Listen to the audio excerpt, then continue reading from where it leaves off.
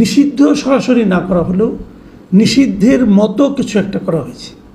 সেটা এরকম যে আওয়ামী লীগের বিচার হবে, দলীয়ভাবে আওয়ামী লীগকে নিষিদ্ধ করা যায় কি না যায় এই বিষয়টা নিয়ে ট্রাইব্যুনালে আলোচনা হবে এবং আওয়ামী লীগের যারা নেতা আছে তাদের বিচার হবে।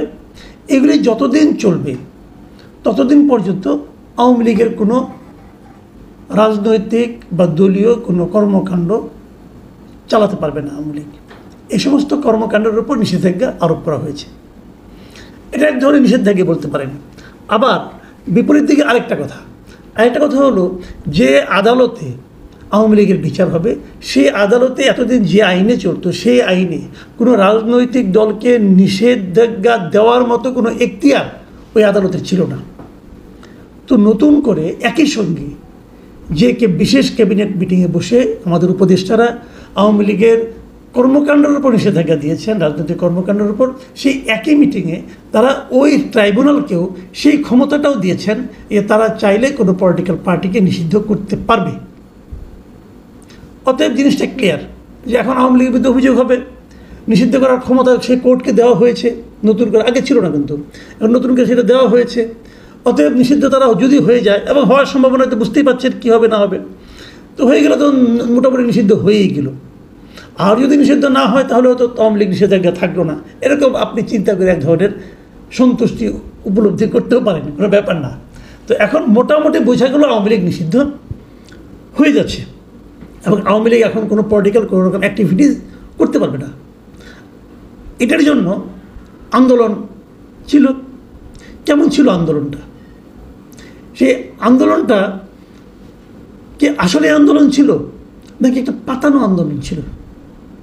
দেখুন, আওয়ামী লীগ নিষিদ্ধের ব্যাপারে এই সরকার প্রধান ডক্টর ইউনূস এর আগে একাধিকবার বিদেশি সংবাদ মাধ্যমকে বলেছেন যে কোনো রাজনৈতিক দলকে নিষিদ্ধ করার কোনো পরিকল্পনা তার সরকারের নাই, বলেছিলেন, কিন্তু একাধিকবার বলেছিলেন। সেই বলার থেকে উনি বেরিয়ে আসলেন। কেন আসলেন তারা এখন বলতে পারবেন না। যে ডক্টর ইউনূসকে জিজ্ঞাসা করে উনি হেসে হেসে সুন্দর করে যুক্তি দিয়ে বুঝিয়ে দেবেন, আমি তো করতে চাইনি, কিন্তু দেশের জনগণ চেয়েছে এবং জনগণ চাইতে চাইতে আমাকে ঘেরাও বন্ধ করে ফেলেছে, আমি আর কি করব। অতএব আমরা রাতের বেলা জরুরি ভিত্তিতে মিটিং করে এই সিদ্ধান্তটা নিয়েছি। এই যে জনগণ চেয়েছে, এরা কারা? এদের কী ধরনের কতটা বিক্ষুব্ধ আন্দোলন ছিল? হাসনাত আবদুল্লাহ নামক যে নেতা আছেন এনসিপির, তিনি প্রথমে আন্দোলনে ডাক দিয়েছেন এবং উনি বলেছেন যে এই সরকারের সঙ্গে সরকারকে আমরা এখনও বিশ্বাস করি, কিন্তু এই কাজটা কেন করছে না। কিন্তু প্রশ্ন হলো, আপনি যদি এই আন্দোলনটাই করবেন তাহলে আগে করলেন না কেন? যখন একাধিকবার ডক্টর ইউনূস বলছিলেন যে ওনার নিষিদ্ধ করার কোনো ইচ্ছা নাই, তখন কেন আপনার আন্দোলনে গেলেন না? হঠাৎ করে এখন কেন? বলা হয়ে থাকে, এনসিপি এক নেতা ওই দিন বললেন, দেখলাম যে ওনারা বলছেন যে আব্দুল হামিদ বিদেশ চলে যাওয়ায় তাদের মধ্যে নাকি এরকম একটা জ্ঞান প্রাপ্তি হয়েছে যে আওয়ামী লীগকে নিষিদ্ধ করা দরকার। আচ্ছা, আওয়ামী লীগকে যদি নিষিদ্ধ করা আগেই হতো তাহলে কি আব্দুল হামিদ বিদেশে যেতেন না? আব্দুল হামিদ বিদেশে যেতেন এই কারণে যে ওনার উপর তো বিদেশ গমনের ব্যাপারে তো কোনো ধরনের নিষেধাজ্ঞা ছিল না। উনি বিদেশ যেতে পারবেন না এ ধরনের কোনো নিষেধাজ্ঞা তো সরকার কিংবা আদালত দেয়নি, তাহলে ওনাকে আটকাবেন কীভাবে? উনি একটা মামলার আসামি হয়ে কি এর আগে কেউ বিদেশ যায়নি? খালেদা জিয়া যায়নি, ডক্টর ইউনূস যাননি, ইউনূস সাহেব তো অনেক মামলার আসামি, উনি কি বিদেশ যাননি? গিয়েছেন তো। তো আব্দুল হামিদ সাহেব গেলে সমস্যাটা কোথায়? আপনারা বৈষম্য বিরোধী আন্দোলনের কথা বলেন, তো এই সমস্ত এক ব্যক্তির জন্য এক নিয়ম, আরেক ব্যক্তির জন্য আরেক নিয়ম, এগুলি বৈষম্য না? ডক্টর ইউনূস তো হাসিনার আমলেও গেছেন রে ভাই, হাসিনার মতো স্বৈরাচারের আমলেও তো ডক্টর ইউনূস একাধিকবার অবাধে বিদেশে যেতে পেরেছেন। আর এই সরকারের আমলে হামিদ সাহেব কেন গেলেন? এই জন্য আপনাদেরকে আওয়ামী লীগ নিষিদ্ধ করতে হবে। তার মানে আব্দুল হামিদ সাহেব বিদেশ যাওয়ার সঙ্গে আওয়ামী লীগ নিষিদ্ধের কোনো সম্পর্ক নেই। সম্পর্কটা কোথায় সেটা আমি একটু পরে বলছি। তার আগে আমি বলি আন্দোলনটা কেমন ছিল। এই আন্দোলনটাকে আমি বলছি এটা ছিল একটা সরকারের সঙ্গে এনসিপির একটা পাতানো আন্দোলন। কেন বলছি সেটাও বলি।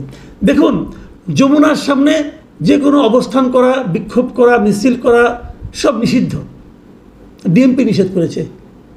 যমুনা থেকে ডিএমপির দূরত্ব হেঁটে গেলে লাগে 2 মিনিট। তো এইটা যে হাসনাত আবদুল্লাহরা কয়েকশো লোক নিয়ে যে ভাঙলো, ডিএমপি দেখে নাই? ডিএমপি ফেরানোর চেষ্টা করছে? করে নাই, বরঞ্চ গরমের সময় এখানে থাকতে অসুবিধা হচ্ছে, জল পিপাসা লাগছে, এটা চিন্তা করে ওয়াসার পক্ষ থেকে সেখানে মানে পানীয় জল সরবরাহ করা হয়েছে।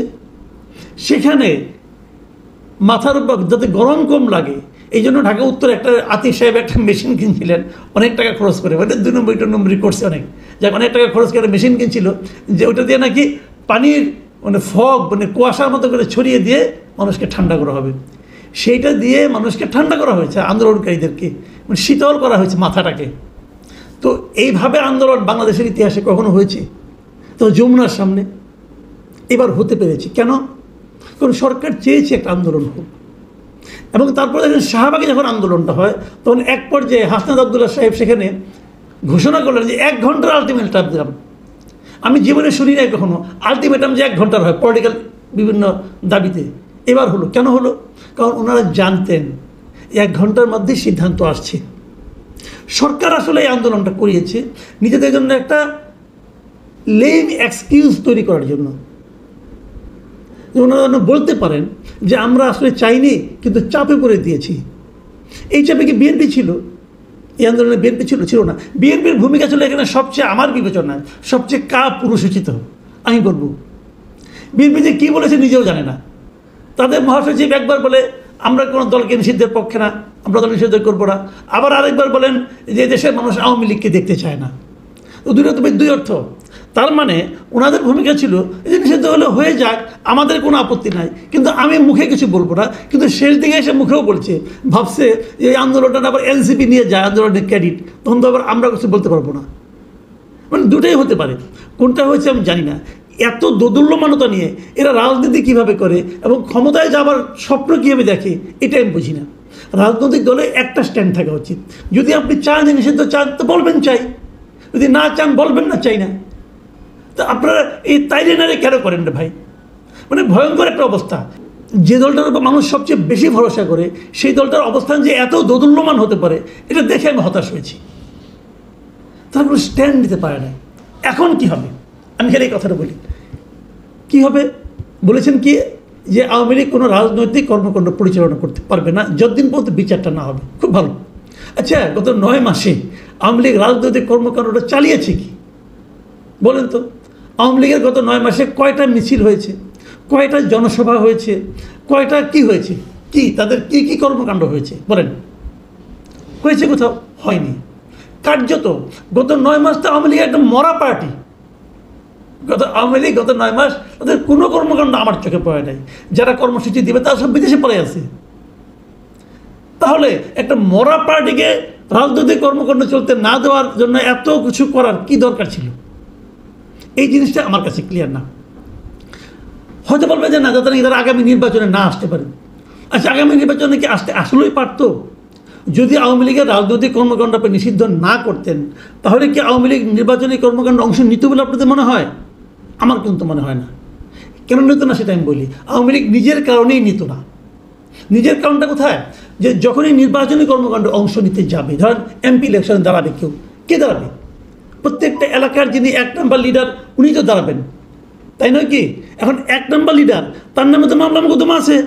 এখন সে তো আর দাঁড়াতে পারছে না, তাহলে কে দাঁড়াবে? 2 নম্বর লিডার, তার নামে মামলা মোকদ্দমা আছে, সেও দাঁড়াতে পারবে না, তাহলে কে দাঁড়াতো? 3 নম্বর 4 নম্বর লিডার, এইরকম লিডার দাঁড়াতো যাদের বিরুদ্ধে মামলা মোকদ্দমা নাই। এবং মামলা মোকদ্দমা ছাড়া লোকজন যদি ইলেকশনে আসতো তাহলে কী হতো? এই ইলেকশনের প্রয়োজন নাকি আবার ফার্দার ইলেকশন হতো, তখন কিন্তু ওই 1 আর 2 করাপ্ট লিডারগুলো আর আসতে পারতো না এলাকায়। এই জন্য ওই করাপ্ট লিডাররাই চাইতো না যে এই নির্বাচনে আওয়ামী লীগ অংশগ্রহণ করুক। নির্বাচনে অংশগ্রহণ করলে আওয়ামী লীগের করাপ্ট লিডারগুলোর হাত থেকে দেশটা বাঁচত। কিন্তু এখন কি হবে? এখন যেহেতু আপনি নির্বাচনী কর্মকাণ্ড বন্ধই করে দিয়েছেন, কেউ নির্বাচন করতে পারবে না। এখন আওয়ামী লীগের যারা নাকি সৎ এবং নীতিবান লোক 2-1 যারা আছে, 2-1 না প্রচুর আছে সারা দেশে, তাদেরকে কিন্তু ওই করাপ্ট লিডারদের নিয়েই আন্দোলন করতে হবে, করাপ্ট লিডারদের নিয়েই মানুষের সহানুভূতি কামনা করতে হবে। কাজে আমাদের লাভের যে ক্ষতি হলো, মানে আমাদের মানে কি, আমাদের সাধারণ জনগণের। আমরা তো এদেশে একটা ভালো রাজনৈতিক এনভায়রনমেন্ট চাই, সেটা কিন্তু আমরা হারালাম। যে কথাটা বলে আমি আলোচনাটা শেষ করতে চাই, এই যে আন্দোলনটা হলো, যে আন্দোলনের ফলে আমরা আওয়ামী লীগকে নিষিদ্ধ করতে পারলাম বলে আমরা ভাবছি, সেই আন্দোলনে আসলে ছিল কারা?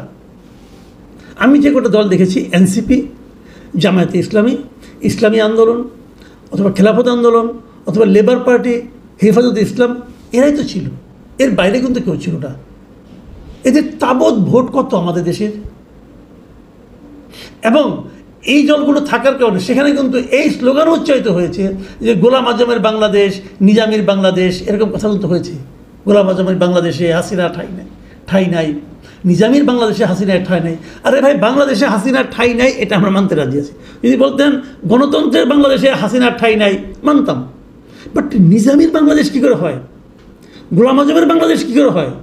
বাংলাদেশের জন্মের সময় যারা এর বিরোধিতা করেছিল, নিজামীও করেছিল, গোলাম আজমও করেছিল, তারা বাংলাদেশের জন্মের সময় বিরোধিতা করেছিল। জন্মের সময় যারা বিরোধিতাকারী তাদের বাংলাদেশ হয় কি করে? তাদের বাংলাদেশে এদের ঠাঁই নেই, এটা কেমন? তাহলে এই বাংলাদেশে আমরা কোথায়? আমরা সাধারণ মানুষ কোথায়? আমরা হাসিনাকে ঠাঁই দিতে চাই না ভাই, কথা আমার পরিষ্কার। হাসিনা যা করে গেছে তাকে ঠাঁই দেওয়ার জন্য কোনো আগ্রহ আমাদের নাই। কিন্তু এটা তার আগে প্রশ্ন হলো, এটা নিজামীর এবং গোলাম আজমের বাংলাদেশ কী করে হয়? তার মানে নিজামী এবং গোলাম আজমের যে চিন্তাধারা, তাদের প্রতিনিধিদের দ্বারাই এই আন্দোলনটা হয়েছে। ভয়ঙ্কর ইনফরমেশন, এটা একটা ভয়ঙ্কর বাস্তবতা। এই বাস্তবতা নিয়েই সামনে আমাদের হয়তো অগ্রসর হতে হবে। প্রিয় দর্শক, এখন এই পর্যন্তই। আল্লাহ হাফেজ।